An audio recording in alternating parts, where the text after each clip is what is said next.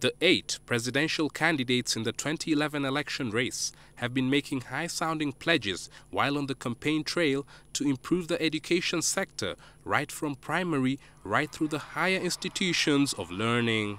A poor man's child should also study and get a degree. But some of the pledges in the manifestos do not clearly explain how the burning issues affecting education will be addressed in the next 5 years. Among the critical issues that still need to be addressed, despite advances in UPE and universal secondary education, are enrollment and retention of pupils in schools, construction of more classrooms, provisions of scholarships for higher education, and revamping teaching curriculum to meet current development needs. Makerere University Associate Professor Dr. Deborah Kasente thinks the pledges by the candidates are not new and do not spell out how the candidates' promises will be achieved. My experience in this sector is that what they are talking is actually already written down in the strategic plan. For example, the national plan, which was put out for this year, is very articulate on a number of the things I have heard, for example, from the NRM.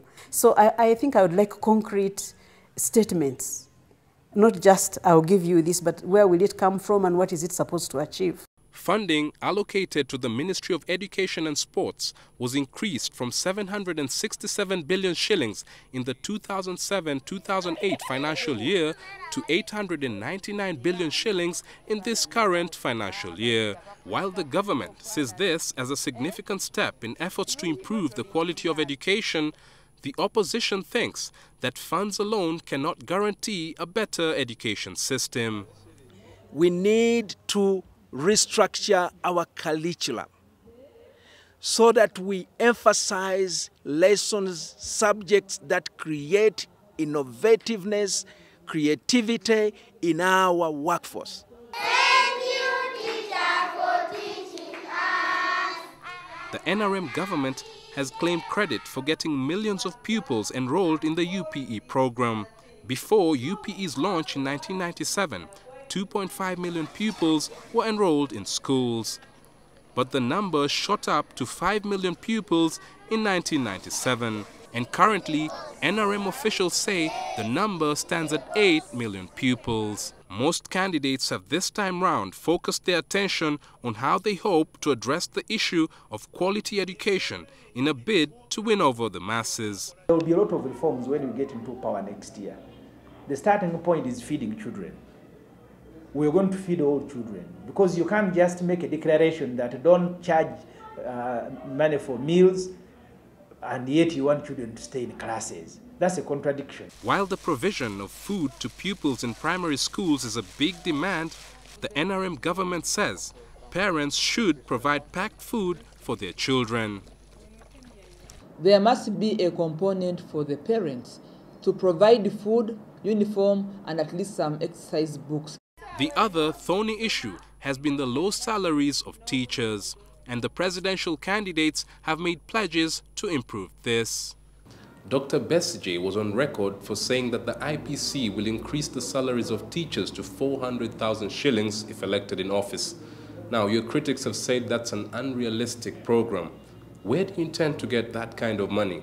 Look at the money we spend in terms of administration. Go to the Ministry of Education. Count the vehicles those individuals are driving.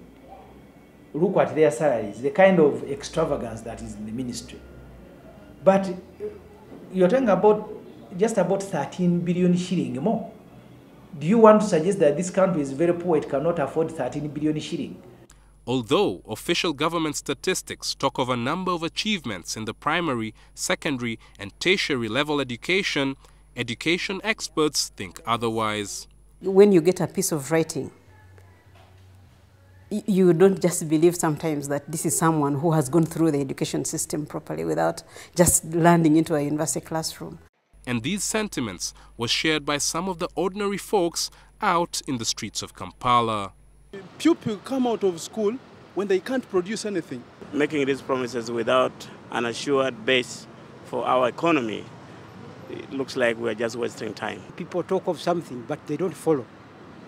After talking, we giving empty promises, they don't do anything. All the 8 presidential candidates have outlined some huge plans to improve on the quality of education in the country. But some people here have expressed skepticism on the implementation of those plans, referring to them as rhetoric made by politicians in these times of campaigns. Now, some experts in the education sector maintain that the country needs some changes in how the curriculum is taught, an increase in salaries, and even the introduction of universal university education. All huge undertakings that require lots of resources which government says it does not readily have. But they argue that in order to have a competent and skilled workforce, sacrifices must be made. Chris Ochamringa, NTV.